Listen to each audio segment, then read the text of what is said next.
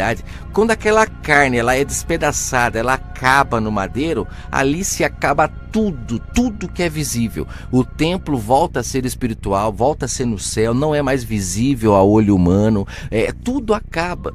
Tudo se espiritualiza. O pão é a palavra, aí o vinho é o entendimento do Pai, a água ela é o batismo que batiza a nossa consciência, o templo passa a sermos nós, como disse o Messias lá, destruam esse templo que eu vou levantar o verdadeiro. Se você parar para analisar, o verdadeiro, o próprio texto diz que ele se referia ao seu corpo. E quem é o corpo do Messias? Somos nós.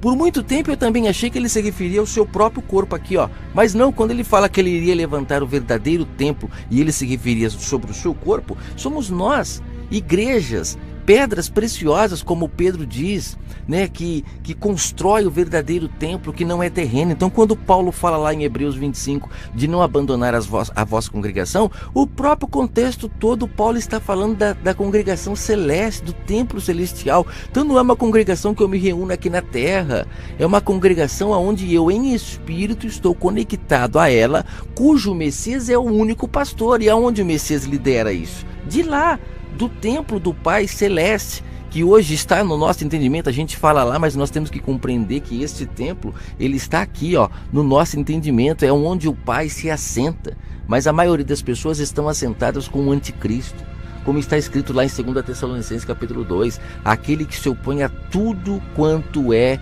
espiritual.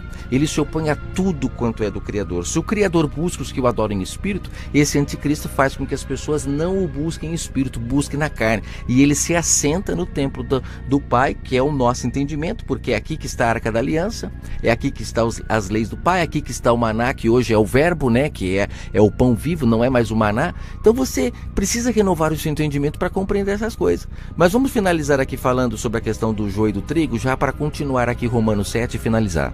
Está escrito que quem vai separar são os anjos. Então não caia nisso, fuja disso, sabe? Viva a sua vida na simplicidade e, pelo amor do nosso eterno Criador, abandone as obras mortas, obras que foram necessárias para Israel. Lá, gente, tudo era físico. Ser batizado na morte de Cristo é, de fato, colocar na cruz aquele Messias carnal que praticou obras da carne, porque Israel era carnal.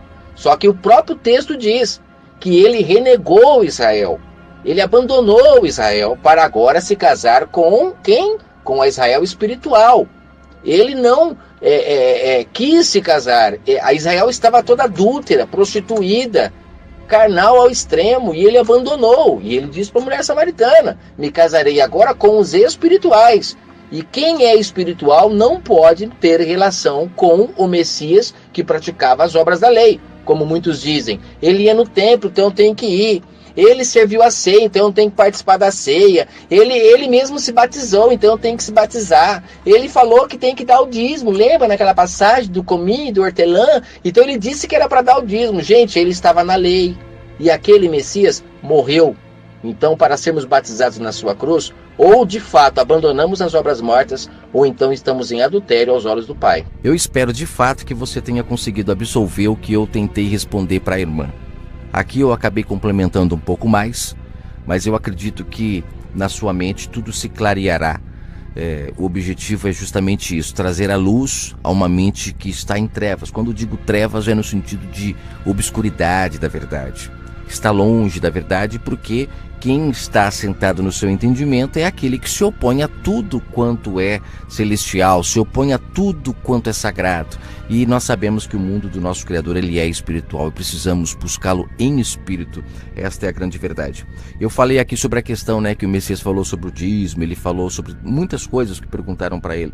E se você procurar nas Escrituras alguma passagem após a ressurreição dele que fala sobre dízimo, você não vai encontrar. Talvez seja por isso que o Novo Testamento na Bíblia começa em Mateus, porque de fato, se o Novo Testamento começasse aonde tem que começar, que é quando o Messias diz está consumado, o que ele consumou? A lei.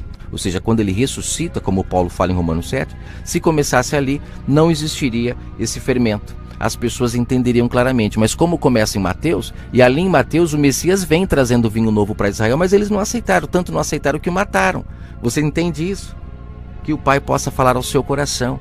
O Novo Testamento, a graça começa quando o Messias ressuscita. Devemos buscar o outro, o Messias ressuscitado, novo entendimento, e não continuarmos com o Messias carnal, porque esse Messias, ele morreu, pôs fim a tudo, para que nós agora pudéssemos nos casar com o outro. Fiquem com o eterno Criador.